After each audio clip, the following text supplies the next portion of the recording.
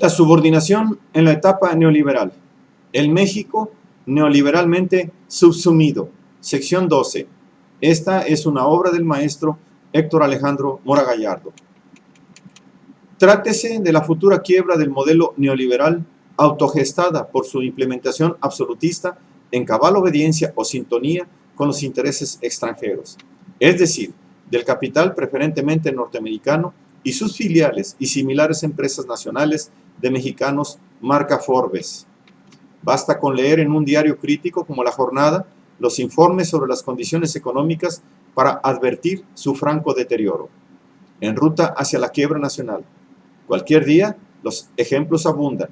El 14 de julio del 2016 nos enteramos de que durante el periodo neoliberal la desigualdad y el índice de desarrollo humano van en picada, dos indicadores que valen por sí solos para desmentir el discurso demagógico de los empresarios y sus gerentes en el gobierno, de que seguimos en el rumbo correcto, por lo que hay que amplificar las medidas neoliberales con las reformas.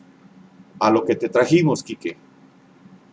Por ejemplo, de 1990 a 2015, entre la oferta salinista de llevar al país al primer mundo y la de Enrique Peña Nieto de ampliar el horizonte de desarrollo, México cayó del escalón número 45 al 74 en materia de desarrollo humano, y la contabilidad se mantiene a la baja.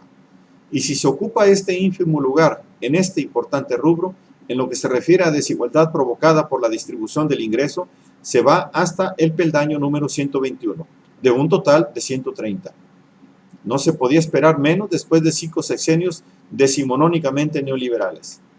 El mayor progreso y bienestar, lema de su actual administración, se compagina con el haber llegado al primer mundo de Salinas y con el bienestar para la familia de Zedillo, tal y como quedó México después de 3 sexenios, desvalijado y endeudado, lo que durante la docena trágica no hizo sino empeorar con el camino para vivir mejor, combinándose el bienestar con la violencia que los panistas produjeron. 150,000 millones de dólares, cerca del 15% del Producto Interno Bruto, en unas poquitas manos, todas ligadas al poder político. He ahí la síntesis de la modernización del país, la misma que en otro extremo mantiene en la pobreza a más del 50% de la población. Como tenía que ser, dada la entrega del petróleo al mal empresariado.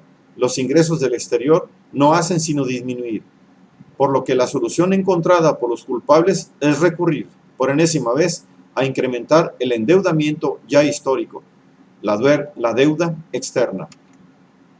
Entérese usted si está dispuesto a conocer en qué país vive. La deuda del gobierno crece a 1.389 millones diarios, informa la Secretaría de Hacienda y Crédito Público. Sin duda, responsable en buena medida de que así sea. De manera tal que al finalizar el primer trimestre de este año en curso, el saldo de la deuda pública rompe récord, casi ya alcanzando los 9 billones de pesos, monto superior al 50% al dejado en el pasado sexenio. A 12 de marzo de 2016, el saldo de la deuda pública se ha incrementado en 11.2 puntos porcentuales hasta representar el 47.6% del Producto Interno Bruto. En el informe de la Secretaría de Hacienda aparecen los cadáveres que, en su momento, anteriores titulares de esa dependencia dieron por inhumados. Caso concreto es el de Fobaproa, ahora con disfraz de borreguito del IPAB. Los mexicanos acumularon 2 décadas pagando multimillonarias cantidades por los platos rotos de los banqueros en la privatización salinista de 1991-1992. Y al cierre de marzo pasado, el saldo de la deuda de tal institución se aproxima a 877,000 millones de pesos, monto 26% superior al registrado en diciembre de 2001, es decir, 15 años atrás. Así que, el seguir por el rumbo correcto significa recortes al por mayor, aplicados en donde más le duele a la sociedad. Educación, salud, tecnología, todo sea para mantener las sacrosantas finanzas sanas ante la volatilidad internacional, el Brexit, los cambios climáticos y el vuelo de las golondrinas. Pero el hecho es que el gobierno sigue sacrificando a los mexicanos para no afectar a los acreedores del país. Así es, recórtese absolutamente todo, pero ni con el pétalo de una rosa alteren a los varones del dinero ni a los inmerecidos salarios de la tecnoburocracia.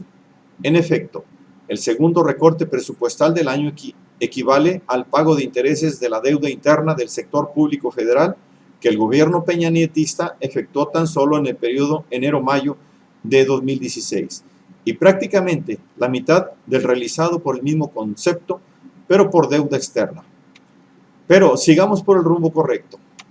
Entiéndase, la prioridad sigue siendo pagar la deuda y endeudándose más para seguir pagando la deuda. Así, deuda eterna. Y este asunto va de mal en peor. De acuerdo con información de la propia Secretaría de Hacienda, solo de enero a mayo de los bolsillos de los mexicanos salieron 33.250 millones de pesos para el pago del servicio de la deuda interna del sector público federal, de los que 98 centavos de cada peso se destinaron a cubrir los intereses, sin reducir el saldo del débito. En el caso de la deuda externa, las erogaciones sumaron 3.217 millones de dólares, equivalentes a cerca de 61.000 millones de pesos, de los que también 98 centavos de cada peso se destinaron al pago de intereses, y el saldo se mantiene a la alza. El pago de nunca acabar, hasta que se acabe con el orden internacional que el capital imperialista impone. Para cuando el 1% de la población de este sufrido país se apropia del ingreso equivalente al 90% restante, en una desproporción en la que la ganancia más elevada promedio es 2.400 veces mayor que los salarios más bajos, aquí y cuando los contribuyentes cautivos medios pagan un 30% de su renta contra el 10 o 13% de las grandes empresas. Teniéndose una relación capital-trabajo que, cooptada por los monopolios, minimiza la participación del productor en la medida en que acrecienta la apropiación capitalista. A tal grado es la reversión, que la participación del trabajo en el ingreso nacional se encuentra en niveles similares a los reportados en 1935, cuando representaban 25% del total contra 75% del capital. 80 años después, en 2015, las proporciones son de 24 y 76% respectivamente. Y las diversas instituciones de análisis decentes no se cansan de decir que se requieren medidas que se orienten a reanimar el mercado interno, revivir los salarios, aplicar una redistribución más equitativa del Producto Nacional con una tasación tributaria proporcional a los ingresos, etcétera, etcétera, sin que sean atendidas por los fundamentalistas neoliberales que son los que mandan, pues se trata del dominio de la plutocracia que va ganando el partido, la lucha de clases, por goliza. Warren Buffett lo dijo. La afectación en el nivel de vida de las mayorías es una constante. El lado oscuro de la política económica neoliberal, como contraparte afectada del salvataje a la ganancia capitalista que implica la apologética de la privatización emprendida, está a la luz del día. No la pueden ocultar con su demagogia y espejismos en la pantalla electrónica.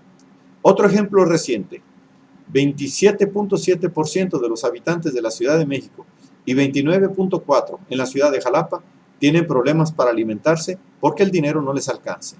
Así lo informa un estudio realizado por el mismísimo Banco Interamericano de Desarrollo, que abarca a 30 ciudades de América Latina y el Caribe, encontrando que en promedio esta afectación se da al 21.4% de dicho conjunto. Para la mitad de los habitantes de la capital de México, 51.1%, el salario que perciben les alcanza justo para cubrir sus necesidades, de manera que su situación es peor que la del promedio regional de 47.7%. Otro 38.5% de los capitalinos sostiene que no les alcanza y tienen dificultades o grandes dificultades para pagar sus obligaciones, 42.1% en la región, y solo 11.4% dijeron que les alcanza bien e incluso pueden ahorrar, 10.2% del promedio regional. Y como todos los problemas económicos derivados de la afectación neoliberal están en franco estado de empeorar. Como lo demuestran indicadores fehacientes no elaborados en México, la caída económica del país en los índices de desarrollo humano durante el periodo aciago neoliberal son más francos en la misma medida en que resultan perniciosos para la sociedad. En 1990 se ocupaba el escalón 38 a nivel mundial. Al finalizar el sexenio de Carlos Salinas de Gortari, se ocupó el lugar 52. Al finalizar el de Zedillo, el 55. Para que terminando la docena trágica se bajara a 61.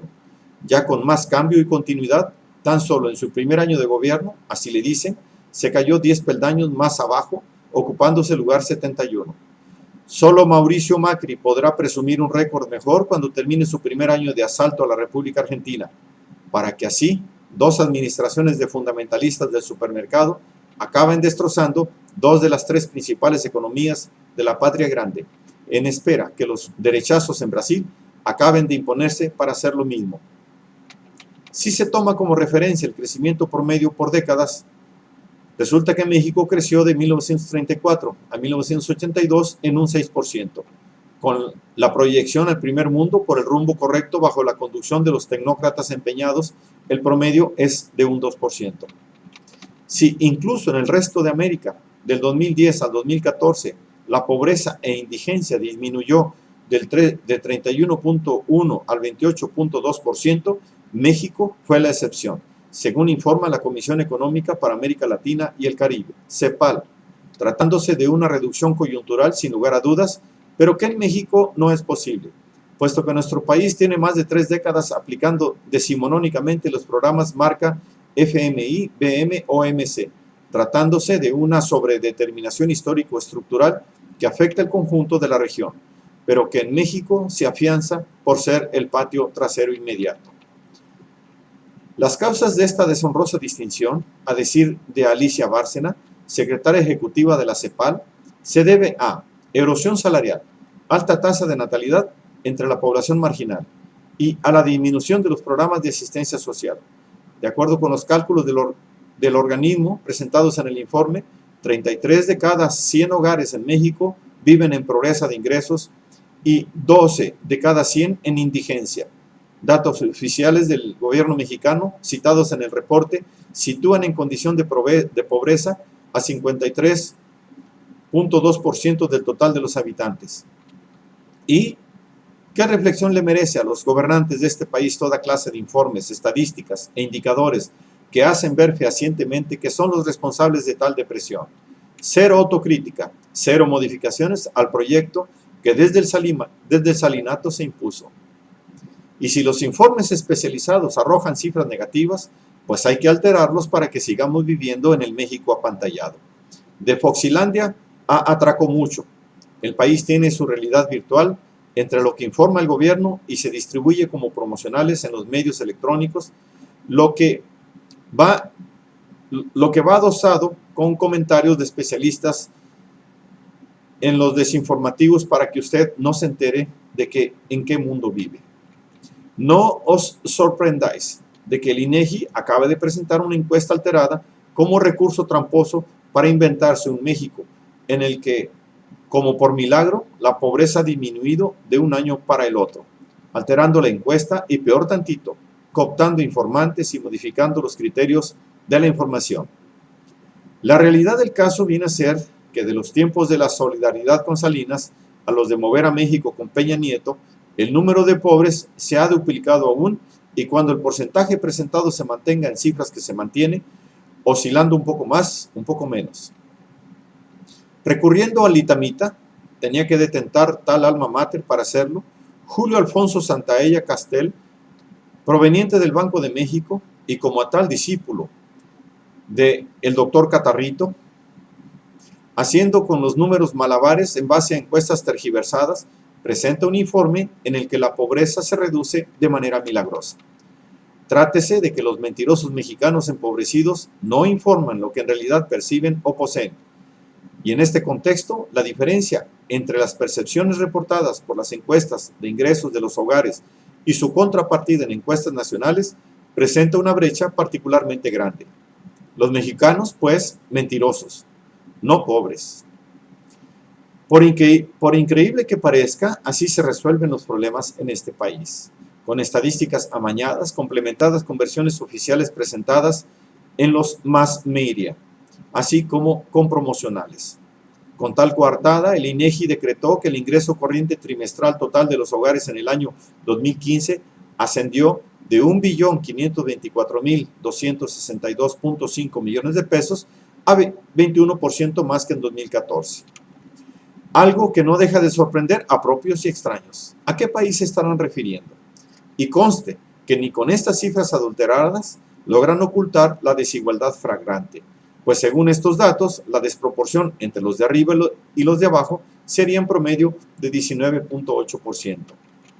Pero lo inverosímil también se aplica a esta proporción, apareciendo mejorada, a decir de Julio Bolvin Calina, experimentado demógrafo y medidor de la pobreza, quien hace ver que los supremos del 1% no aparecen en esta encuesta. No son captados porque cuando van los encuestadores no los dejan entrar. Así de arbitrarios. Según este informe del INEGI, con un ingreso de 100,000 pesos al mes, se forma parte del decil más rico de la población, siendo obvio que los ingresos de los multimillonarios y también los millonarios son infinitamente superiores. Solo tomando en cuenta las declaraciones fiscales se podría tener una noción más real de sus ganancias.